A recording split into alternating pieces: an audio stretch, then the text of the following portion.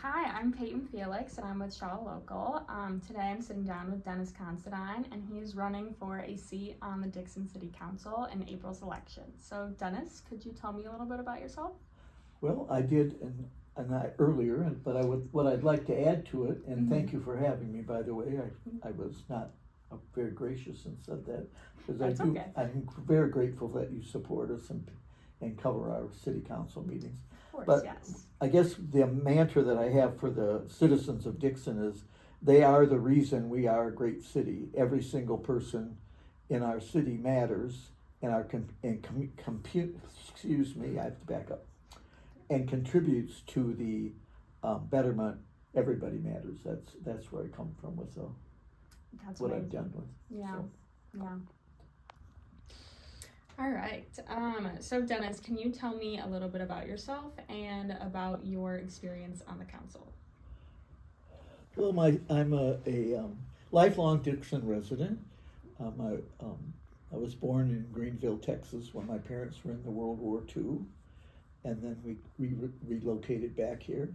Mm-hmm. And the short version is that I never wanted to get into politics because my father was one of the youngest men ever elected to the state legislature. Mm-hmm. And when I was growing up, I felt that he was dedicating too much time to all the other people's needs, so I always resented it, and then I didn't like the negativity that was spewed at him. Mm-hmm. So when my neighbor came to me in 1970 and said, "Dennis, you should run for city council," I said, "What have you been smoking and drinking?"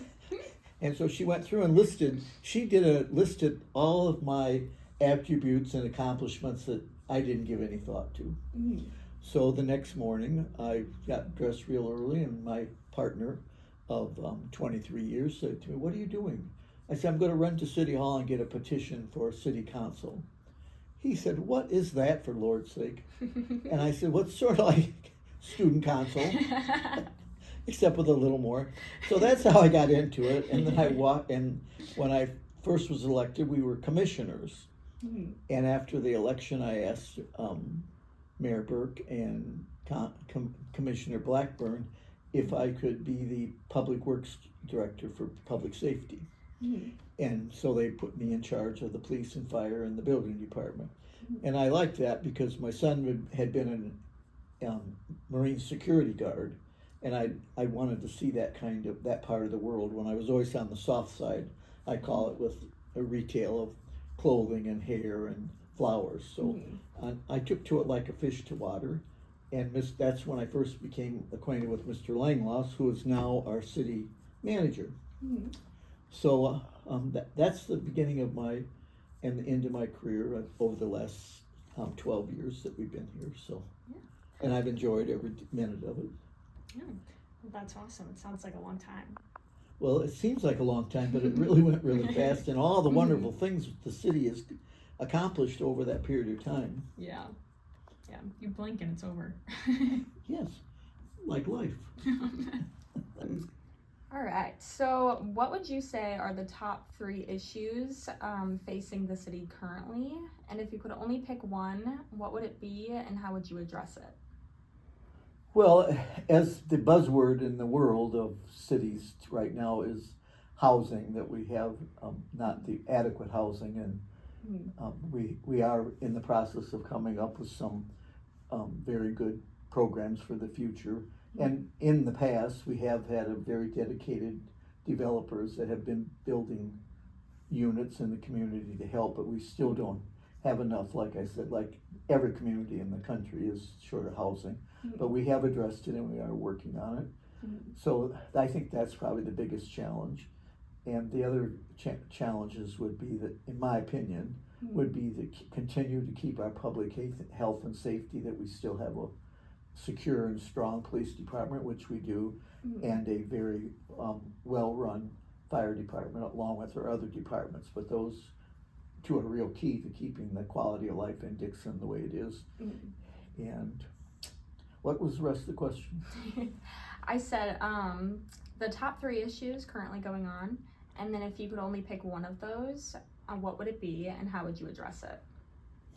Well, I think I've kind of addressed the fact with the housing, because like I said, that's the buzzword everywhere. Yeah. And we are working on some programs that we haven't rolled out yet, so I'm not at liberty, and I'm not really that well versed on right now. So that's Sure. that and public safety are the top two. And then the quality of life with our cultural, we certainly have invested time, money, and energy into the Dixon Theater stage left and to the Next Picture Show to give us a better quality of life. And those people mostly run on volunteers except for the directors, and that brings a lot of excitement to the community, as well as our alignment from the city standpoint with the Dixon Chamber of Main Street and excuse me a moment, I can't think of the other part of it. Chamber of Commerce and it is Chamber of Commerce Main Street. So kind of jump back in. So to the point of the Dixon Chamber of Commerce and Main Street with their events that they put on all year long and beautify Dixon.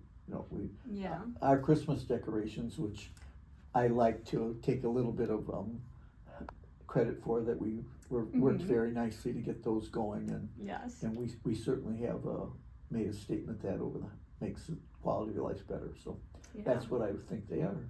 Did I answer your question close enough or yes enough? Yes, you did great. You did great.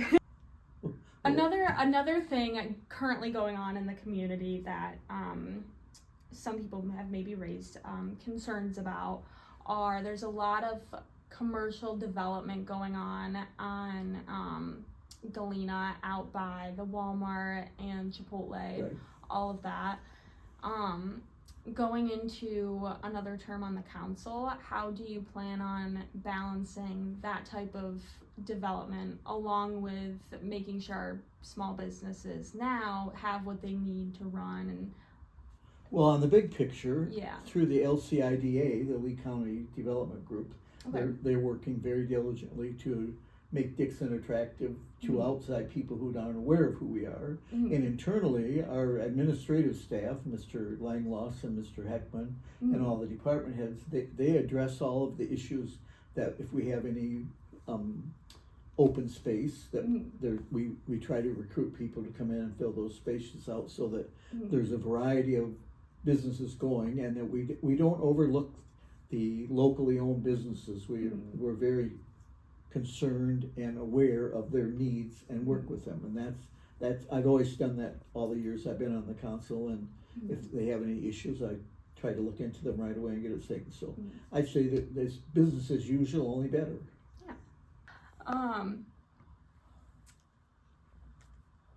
In the upcoming term, how do you plan on trying to engage the community more and also being just transparent with what's going on? Well, I don't really have a true plan of how to be transparent, because I'm just who I am, and that to me is crystal clear all the time. You know exactly where I stand, what I stand for, and I'm above board, and I have to tell the truth all the time because I can't remember what I said sometimes, so you have to be there. And I think it's very important to use that word transparent, as much as I've always rejected it because it sounds kind of canned to me, Payton. But it is true, so people know what's going on, and my visibility in the community, and I speak up at the council meetings. I speak up to my fellow councilmen if there's a before or after a program, so there's never any backdoor politics happening when I'm involved in the rest of the community.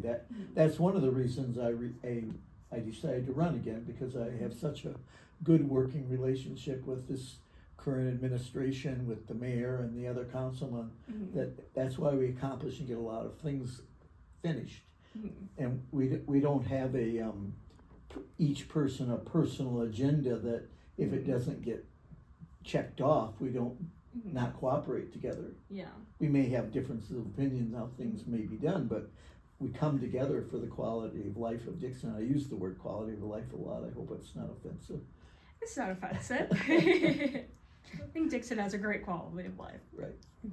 So that's where I stand as far as the transparency and to do things. And I'm out and about in the community, like I said, so anytime anybody wants to tap me on the shoulder or talk to me, and my phone number is published openly, so I'm open anytime. Most people think I hang out way too much at the coffee shop, but I really don't. But they think my car is like my Jeep. If you don't know the black Jeep in Dixon, then you don't really know Dixon, because everybody knows the black Jeep. It's a moving landmark. It's a moving landmark. And it's been in all the movies, too. All the Queen's Horses had it in it. This last one that the Danny Langloss and that young producer did. It was in that. It was shot in there too. So the Jeep's more famous than me. What is something that people would be surprised to know about you?